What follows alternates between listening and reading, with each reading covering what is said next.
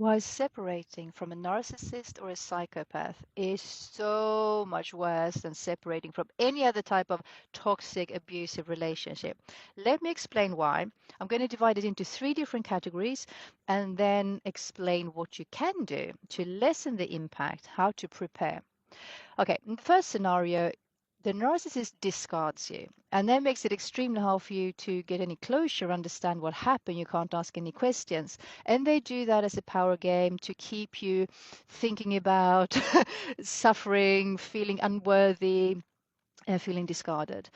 In the second scenario, the narcissist leaves you but stays friends with you. And that's not because you have such a great friendship. It's that the narc sees you as a potential supply of narcissistic energy. It could be your sadness, you longing for the narcissist. It can also be that if it doesn't work out with a future partner, that they might consider having you as a lover, on and off partner, something like that, because they hate not having a narcissistic supply. That's where they get their food, their energy from. But it's also to be able to tell people, look, I'm such a nice person. I'm friends with my exes. So obviously, I can't be a bad person. It's also a way to keep track of you, to see what you're up to, and just to make sure that everything's cool, that you're not going to cause any trouble. The third option is by way the worst, and that is when you leave the narcissist or the psychopath, especially if it's a malignant type, a sadistic one. The lengths that they can go to destroy you for what they see as an act of abandonment. They want revenge at all costs. And they can be really tricky, as in they will attack you in so many different ways and in so many different areas. First, they would probably try to hoover you back in, and the love bombing phase, like everything that you wanted them to change, they will make it so that it looks like they've really changed. And now they are that perfect partner that they were in the beginning. And they will do future faking as well, painting up this fantastic image of the future of you two together. If that doesn't work, they will start with the threats. And if it is more of a covert narcissist, the threats are more likely to be, I'm going to commit suicide, I can't live without you, that type of thing. If it is a psychopath, a malignant narcissist, they will most likely threat to kill you, to hurt you, and all people close to you.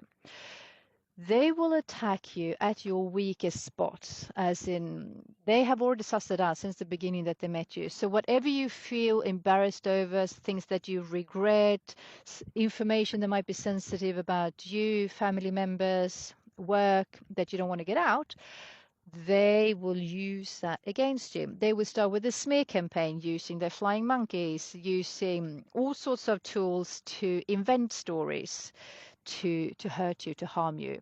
They try to isolate you as well, so that if you can't get any new friends, if you can't get any work, it's going to be so much harder for you to heal and to move on and to be able to look after yourself.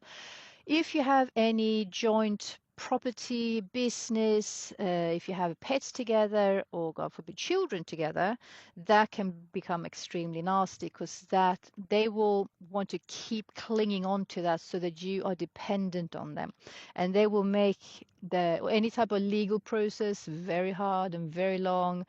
And if you have children, they will turn the children against you and use them as a way to attack you, even if that means really hurting, harming the children as well. They don't care. They're like collateral damage, or just even they don't care if they get hurt, unfortunately, because their aim is to hurt you.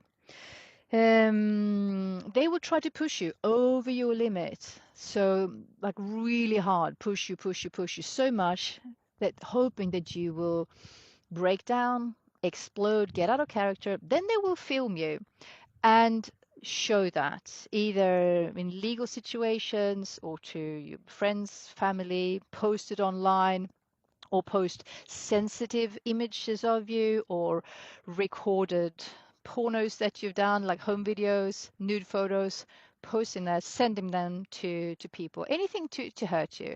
The threats, they can continue. So is the spying and the stalking. I do have a separate video about that, the spying and the stalking, that I recommend watching.